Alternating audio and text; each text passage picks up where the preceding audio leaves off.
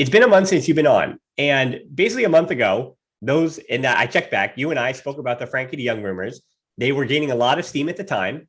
Now, 1 month later, some economic levers have been approved. And here we sit with the same rumors from a month ago. And as we know with these types of things, when there's smoke, there's fire. So I'm going to give you a choice. Do you want to start with the De Jong stuff, or do you want to start with the man who, in theory, Barcelona wants to replace him? I feel like we got to start with De Jong. Let's start with Frenkie, because he's still our player. So I think that would be the best way. Let's start with what we currently have, which is Frenkie de Jong.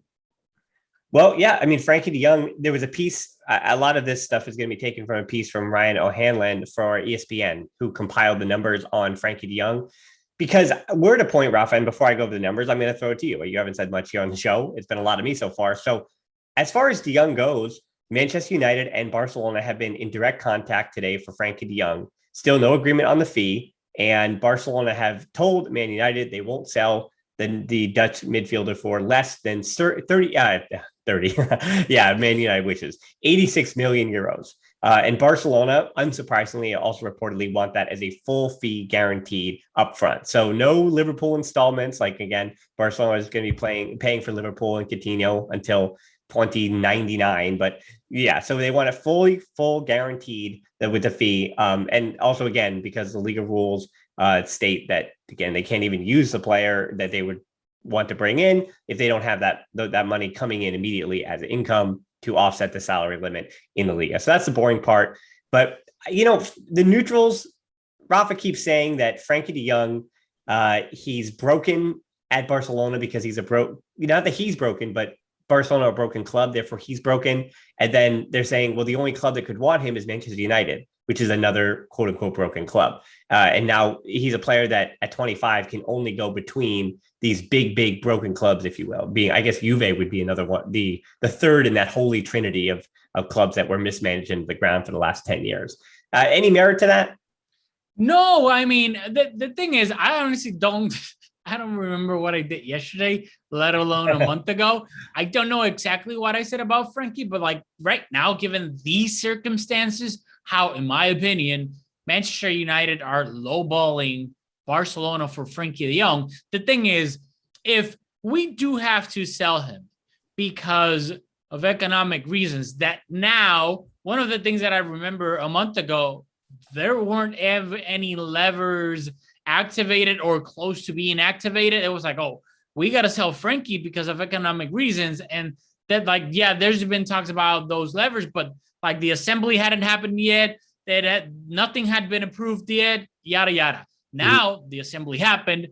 Everything was approved. Now Laporta and company have to put their hands and get their hands dirty and actually get that money.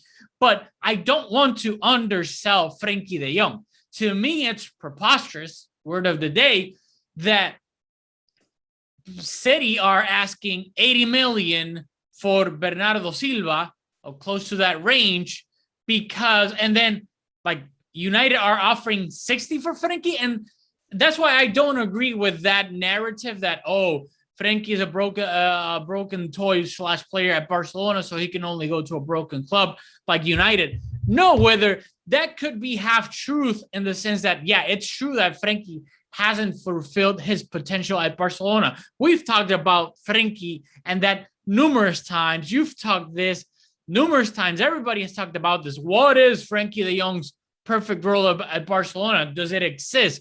Does he need to be like whatever, like interior, double pivot, lone pivot, whatever that may be? He hasn't played a bunch of games as a lone pivot, whatever. I'm not going to get into that specifically, but it would piss me off if we sell him for like 60 or 65.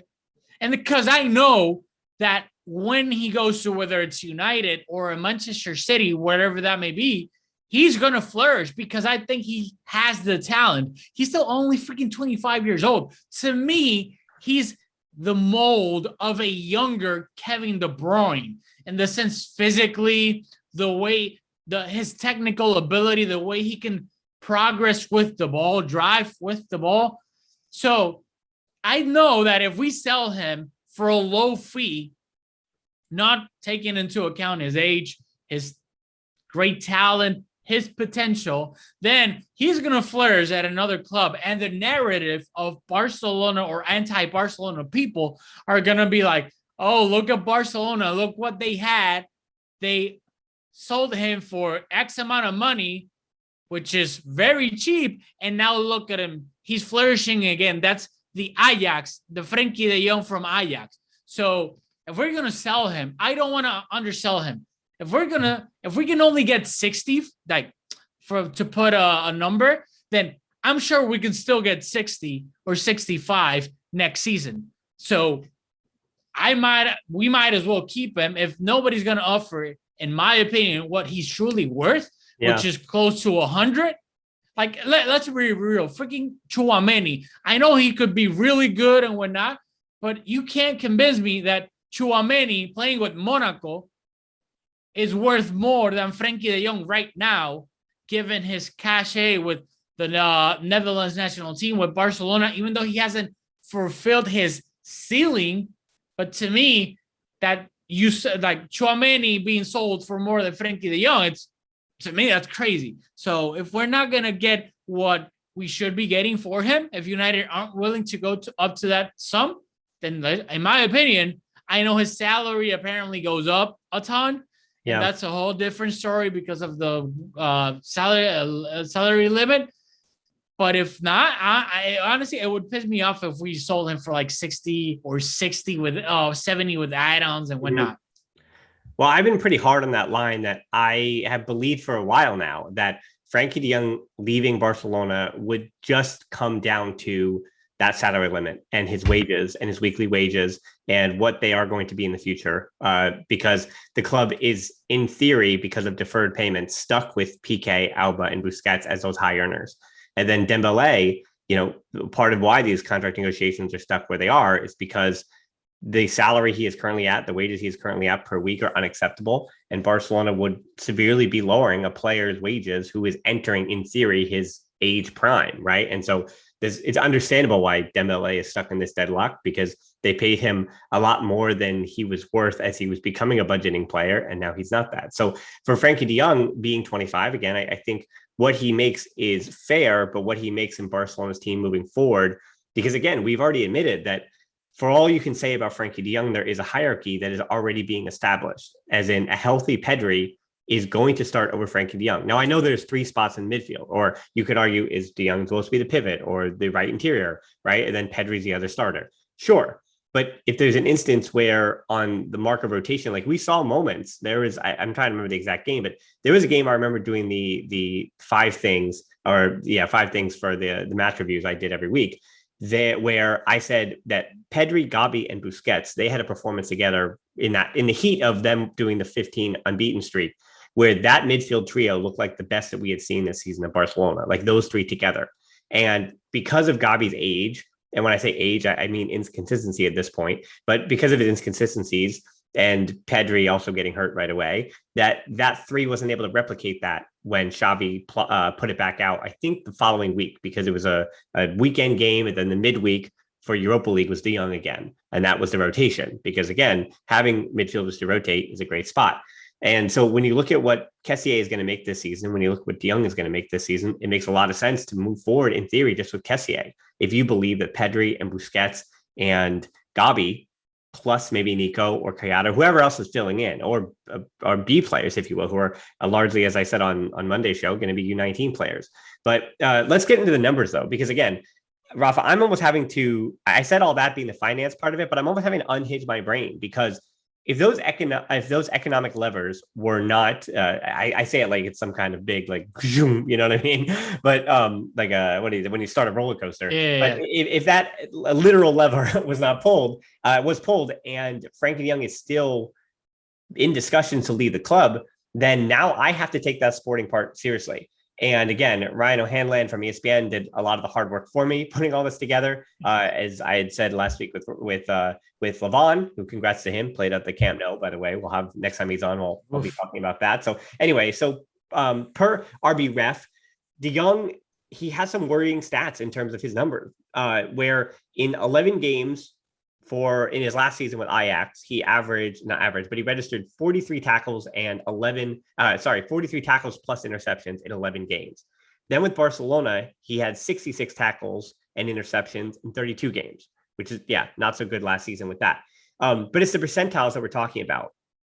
He ranks 81st in the 81st percentile among all midfielders for progressive passing and 94th percentile for progressive carries, which actually the progressive carries to me is a bit low. You'd think that he would be in the 98th or 99th percentile because progressive carries is De Jong. When De Jong was 7th in the Ballon d'Or voting for Ajax in that year, his progressive carries were 99th percentile at the time. And, that's his claim to fame.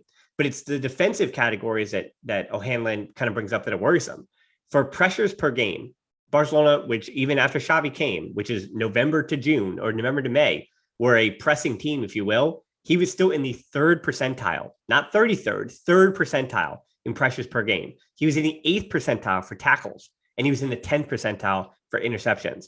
And just for context for that kind of stuff, where Verratti is 98th percentile in both progressive passes and carries, 90th percentile for pressures, 85th for tackles. Conte is 90th percentile in passes, 94th percentile in carries, 61st in pressures, 73rd percentile for tackles, 77th for interceptions. Thiago Alcantara, 98th for carries, 59th for pressures, 90th for tackles, 88th for interceptions.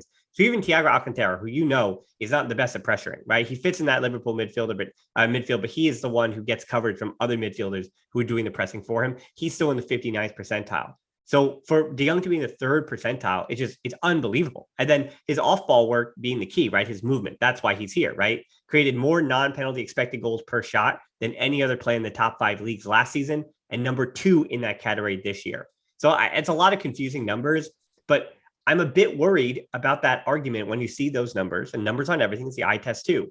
But, if Xavi doesn't believe that he's the pivot in the long term, if he doesn't believe that, and again, I'm agreeing with you that number needs to be 85 or you walk away, right? If Man United is not willing to go, I can see 75 plus add-ons because that's what they bought him for, right? So if you can get exactly what you bought De Jong for and get his wages, if you will, off the books, then you do that deal, because that's the thing that, again, if Xavi, who will be around for a little while, he'll be around until De Jong is 28 years old, 27, or maybe longer, 28, 29, who knows?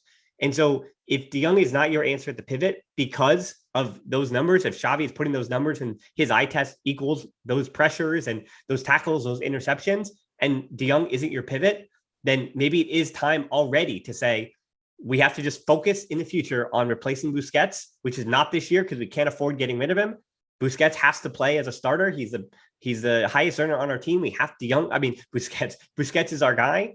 And then if we can get a Bernardo Silva, who we'll do in a second, if you can get Pedri and Bernardo Silva in that midfield with Busquets, then, that's Xavi's vision, right? More so than a player who unfortunately might not fit. So as worrying as I would be about him as a 3rd center back, because I'd rather at this point look at his numbers, have him be the 3rd center back, and that puts Eric Garcia on the bench. But yeah, if you're just talking about De Jong in a vacuum, you have to assume that, of course he's going to do better somewhere else, because he may not be the fit that Xavi wants, because Barcelona for a long time brought in players, Coutinho, Griezmann.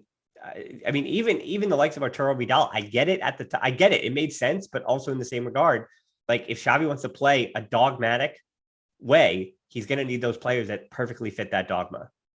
And I completely understand your entire point, and that's been the entire quote unquote problem with Frenkie, because before Xavi and then after Xavi, it is true that Xavi got in mid-season. So it's not like Frenkie has had a full preseason complete year from the get-go to understand the concepts that sometimes we seem to forget that even Gavi has been on the receiving end of critics because he quote unquote doesn't know yet how to play in that interior role. And I think Busquets, there were some comments about Busquets too, about Gavi. So if Gavi, who has been here longer than Frenkie, like in the La Masia and whatnot, is still kind of struggling a little bit with the dogmatic way that Xavi wants his interiors to play, then I understand that if the right amount comes, then I would accept letting Frenkie go. because of what you said. Like even and Frenkie with the national team has said, oh, I feel more comfortable like coming down, receiving the ball from the center backs and whatnot, like being the Frenkie of Ajax. Obviously in Barcelona, Xavi wants him like, dude, like stay up top, like between lines, like don't come down. That's Busquets. You don't worry about that. But my problem is it's just that what I was saying about the fee. If it, in my opinion, if it doesn't have an 8 to start, then we might as well just keep him. I completely also understand the salary part of it, but to me, I just refuse. And maybe I'm being stubborn. I'll admit it. But goddamn, if we're about to activate a few economic levers, the BLM one, then the TV rights, depending how many we can get for each 10% and whatnot. Plus, which I think this will be the difficult part, getting rid of players. It would be so sad, in my opinion, that we got to a point where we had to sell Frenkie for 65, 70, because we needed to get rid of his salary that was going to increase so bad. To me, that would be the worst case scenario in that aspect, because then we got deferred salary because we got to pay like Piqué, Busquets, Jordi Alba, who at the start of it made it seem like, oh no, the captains are taking one for the club. No, they're not. They're just like, they're getting their money regardless. Like, to me, you're taking one for the club if you renounce that money, whether it's 5, 10, 15, 20, whatever that may be. But if you're just deferring money, like Messi also did that, at the end of the day, like you're quote unquote helping the team at this stage, at this moment, but down the road, you're still going to get paid, or you will get paid that amount of money. So I just wanted to throw that a little bit out there, because to me, like it seemed like, oh my God, the mighty captains are out there like to save Barcelona. No, they're not. They're getting their money. It's just being deferred. So from a very cold, approach here. And I think my wife gets on me a bit as a business person myself, which is where sometimes I think, my desire to placate kind of gets in my own way as an entrepreneur, if you will. And I feel like when it comes to Piqué and Busquets and Alba, this is, again, going back to the Bartomeu thing, right? Like, you understand that the price at the time felt like to win it because they just won the treble and it was time to renew those deals. And they also, they were the backbone of the team. They were legends of the club. And with Messi in the salary structure, they were due the wages they were due based on his number, right? And so that was the argument, that it kind of had to be done, that the club at the time, led by Bartomeu and his financial crew, Carlos Busquets, was hampered, and they had to make those deals.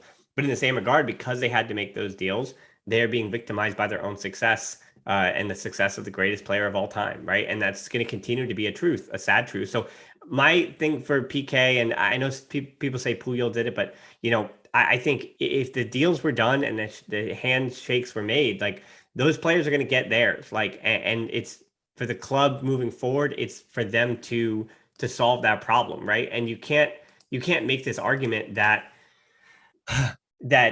obviously Busquets in his head is not saying that I'm overpaid. He's saying I'm the captain of Barcelona and I'm still very, very valuable to this team, right? Like, we're making this idea that these players have to convince themselves of what the worst of us believe, right? Like that how come Piqué can't accept that? How come Alba can't accept that he's washed, when I'm here on the show always arguing with people like, good luck getting rid of Alba? Because again, if I'm going to read off the numbers for Frenkie de Jong as an argument as to how he may not necessarily fit in the way that Kool-Aid would want him to, which would be taking over that pivot role in the long term, then I need you also look at the same stats for Alba, and you understand why he's paid what he's paid as a left back in that market. But, I think from a sporting sense, maybe it's me going a little bit in football manager mode, or it's a game actually I never played, but even FIFA, which RIP, by the way, with EA Sports. And that's a show for another time, Rafa, between you and I. But, if it's De Jong out for fit, and then because of the economic levers, right? Let's say it's the rest of the economic levers, and I'm tired of saying those terms, but let's say those are used for the short-term debt that we have talked about before, like and potentially deferred payments, and potentially, I'm kind of against the termination of those contracts. But if the termination of those contracts frees up salary even next season or even post January to June, then I guess so be it, right? If the club feels like it's necessary to bite the bullet on some of these contracts, then so be it, and use the economic funds that are coming into debt along with the short-term debt.